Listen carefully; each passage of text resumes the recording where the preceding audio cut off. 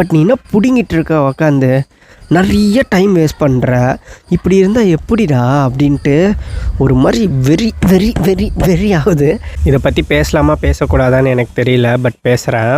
நான் ஒரு last 2 to 3 வீக்ஸாக ரொம்ப ரொம்ப ரொம்ப ஷார்ட் ஃபார்ம் கான்டென்ட் கன்சியூம்க்கு அடிக்ட் ஆகிட்டேன். இது பொலிட்டிக்கல் எலெக்ஷன் சீசன்னால் எனக்கு பிடிச்ச பொலிட்டிக்கல் பார்ட்டியோட reel, short form, news extra எனக்கு பிடிச்ச பொலிட்டிக்கல் பார்ட்டி லீடரை ப்ரைஸ் பண்ணுற மாதிரி அவர் மாஸ் தான், அவர் மாசுன்னு காட்டுற ரீல்ஸ் இதெல்லாம் நிறையா கன்சியூம் பண்ணி நான் சந்தோஷமாகறேன்.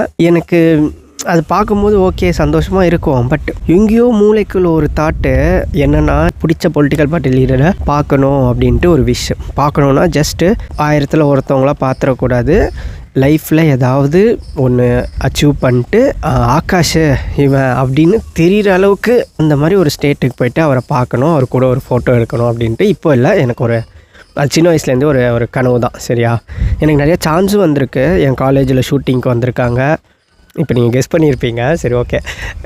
ஈவன் இப்போ கூட இந்த ரோட் ஷோலாம் போகும்போது என் வீட்டிலேருந்து ஒரு 20 மினிட்ஸ் நான் ட்ராவல் பண்ணால் நேற்று அவரை பார்த்துருக்கலாம். பட் நான் எனக்குள்ளே சொல்லிக்கிறேன், இல்லை இப்படி பார்க்கக்கூடாது, அவரை லைஃப்பில் ஏதாவது சாதிச்சுட்டு தான் பார்க்கணும் அப்படின்ட்டு எனக்குள்ளேயே சொல்கிறேன். ஆனால் அந்த சாதிக்கிறதுக்கான எஃபோர்ட்டை நான் போடுறேன்னா இல்லை, அவர் சாதிக்கிறத, அவர் லைஃப்பில் நல்லா வர்றத அது பார்க்குறது தப்பில்லை. பட் அது மட்டுமே நான் பார்த்துக்கிட்டு இருக்கேன்.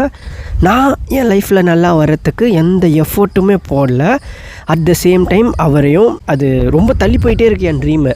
இன்றைக்கி எனக்கு தெரிஞ்ச ப்ரோலாம் பார்த்துட்டாங்க, வீடியோஸ் அனுப்புகிறாங்க எனக்கு நீ என்னடா பண்ணிருக்க லைஃப்பில், நீ என்ன சொன்ன ஃபஸ்ட்டு, ஏதாவது சாதிச்சுட்டு தானே அவரை பார்ப்பேன்ன, ஏன் இப்படி ஆகுது நான் ஏன் கன்சியூம் பண்ணிட்டே இருக்கேன் இந்த மாதிரி எனக்கு பிடிச்சவங்கள இன்னொருத்தவங்க ப்ரைஸ் பண்ணி மாஸ் பண்ணி எடிட் பண்ணுறதை நான் ஏன் கன்சியூம் பண்ணுறேன், எனக்கு பிஹைண்ட் த சீன்ஸ் என்ன நடக்குது அப்படின்னு நான் தெரிஞ்சுக்க ஆசைப்பட்டேன். கொஞ்சம் உட்காந்து பார்த்தேன். அது ஒரு நியூரோ சயின்ஸ் ரிலேட்டடாக, அதை நான் வேறு வீடியோவில் சொல்கிறேன். This is not about neuro science.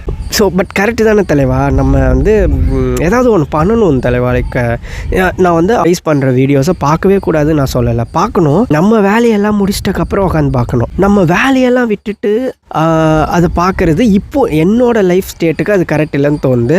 நான் கண்டிப்பாக ஓட் போடுவோம். உங்களையும் எனக்கு பிடிச்ச பார்ட்டி லீடருக்கு ஓட் போடுங்க, அது நான் சொல்லிட்டேன், அவ்வளோதான்.